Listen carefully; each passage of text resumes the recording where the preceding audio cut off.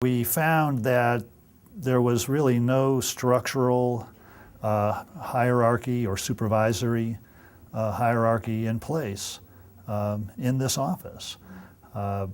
There was no training for assistants at all. And we also found that there was inadequate staffing and inadequate equipment. So typically an assistant district attorney would have to stand online at the copy machine to make his or her own copies of pleadings, things like that, when they should have been working on their case instead. No organizational structure meant starting from scratch and putting into place an administrative hierarchy. Now, we have the district attorney, we have deputy DAs, we got chief seniors, so there's a division of authority. The supervision, there was no supervision. Basically, the attorneys had almost complete autonomy. They didn't have to get permission, for instance, to dismiss a murder. They didn't have to get permission to dismiss a rape or reduce a rape to simple battery. So there was really no accountability. We went from 111 days to charge somebody who was in jail to about 12 hours. And if it was on the weekend, and here's why. We got all the information on the case and we got all the co-defendants together.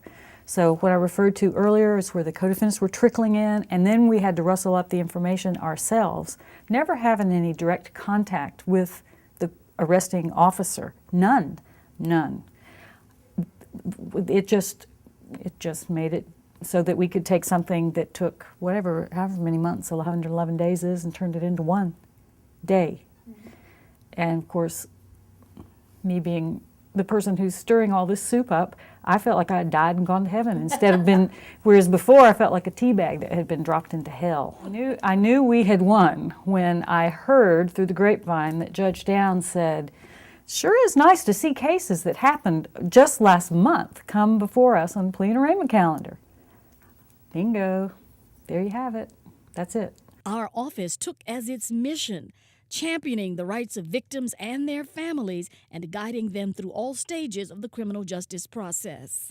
When Mr. Howell became a DA, he made it clear right then and there that there was going to be a focus on victims and victims' rights.